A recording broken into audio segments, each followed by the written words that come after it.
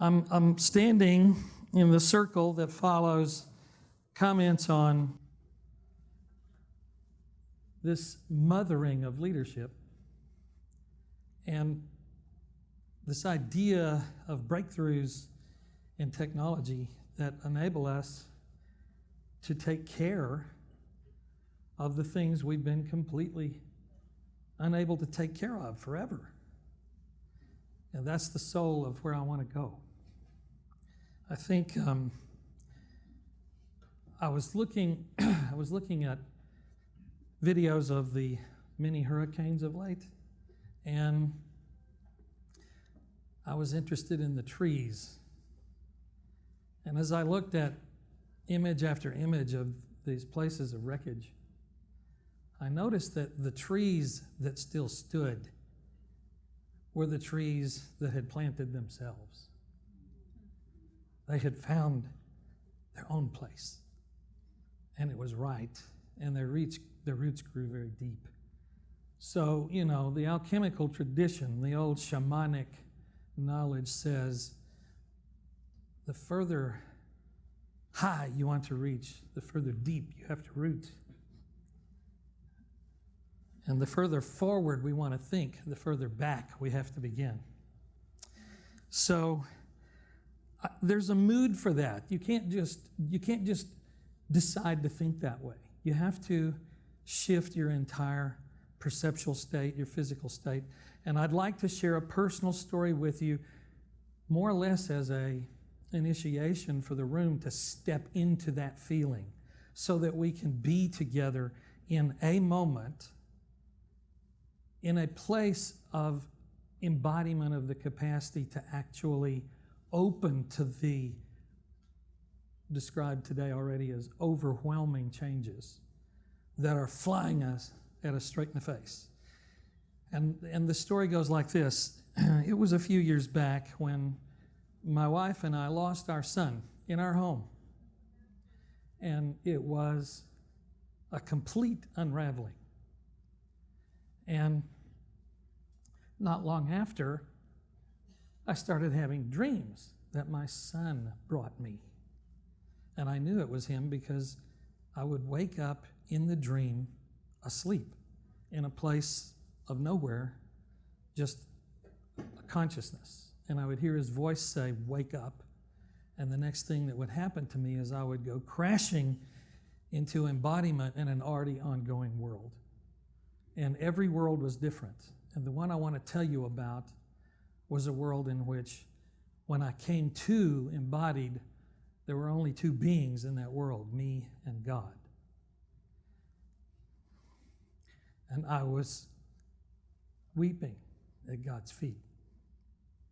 And I had been doing so for an eternity. And my entire being was the question, you made me, how can you possibly ask me to handle this? You know I can't. And suddenly, my heart space exploded outward. And without any change in circumstance, without any change in events, without any change in facts, I was able to simply have the space internally to be with what is. Open your hearts. We have a lot to be with. We have a lot to be with. Then God laughed at me. I was grateful. And God said, you don't get it. I want you to expand like this in every moment. I have so much to give you. In the spirit of opening to the flood and being spacious in our interiors, let's walk into a conversation about community and thriving and about the rise of the feminine principle and the remaking of our entire world. So it's a journey into what is. It's a recognition of our current situation that comes first. Let's just put it this way. We are in the middle of, not the beginning.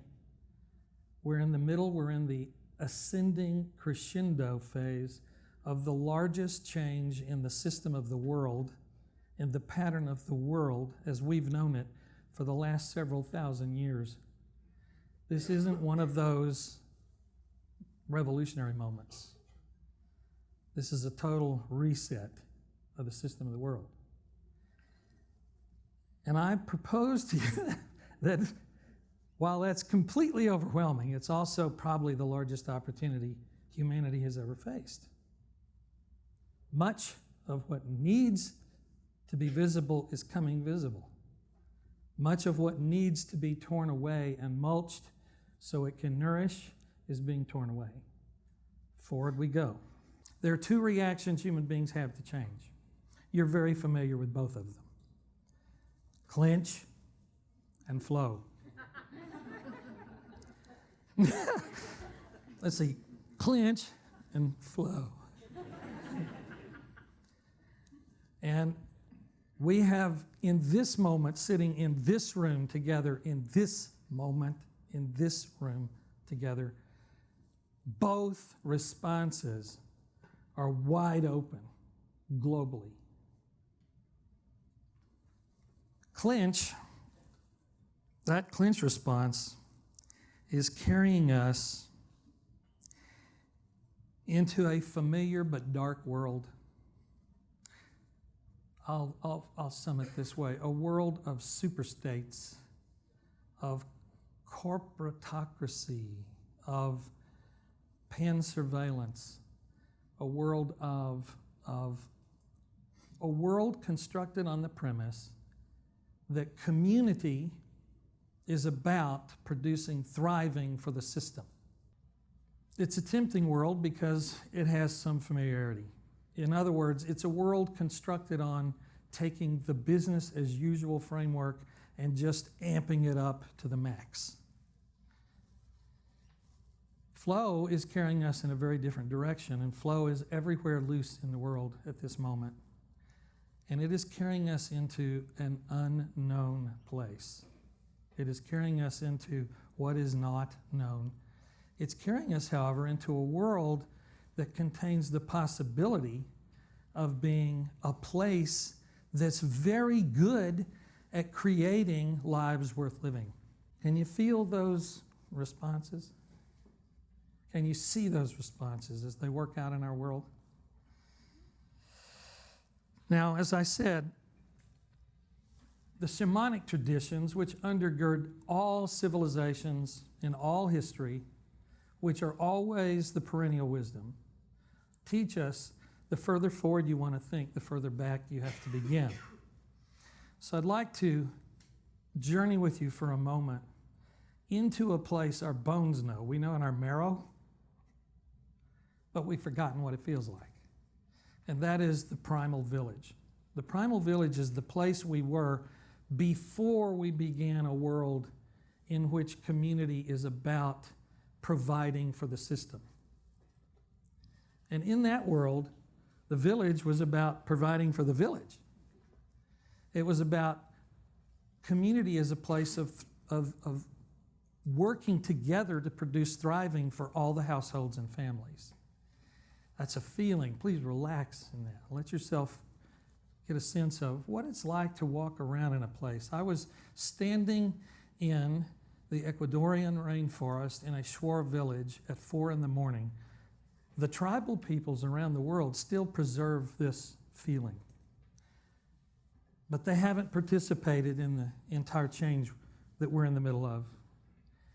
But the feeling remains there. And I was standing in the village in 4 a.m. and it's dark and all these little fires light up. You can see through the jungle. That's each family coming awake. And you hear this little palabra, this little conversation begin where they're whispering to each other quietly what they dreamed.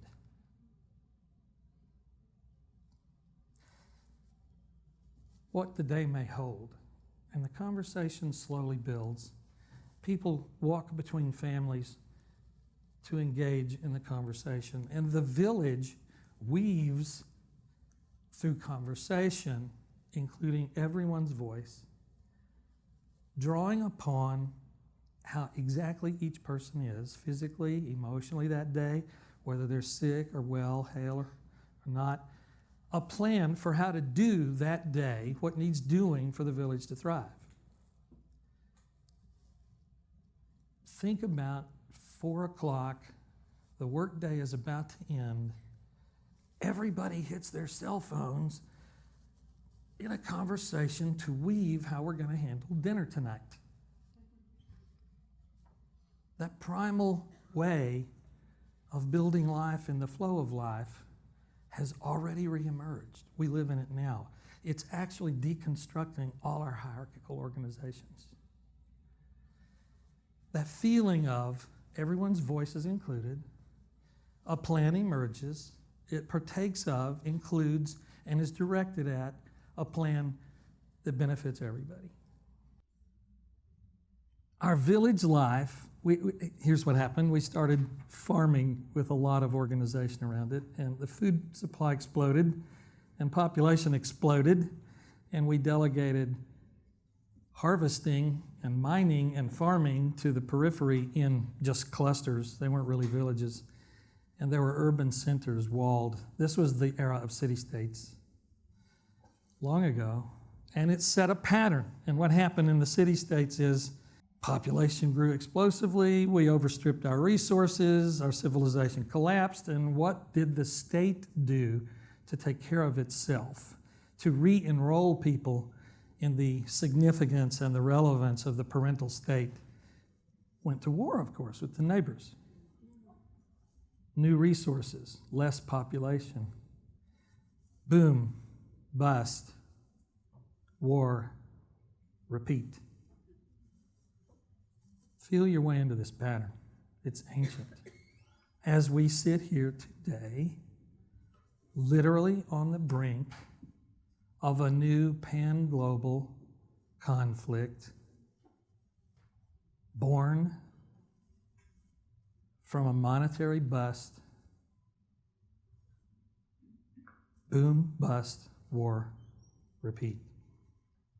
We live in that world still. We call it civilization.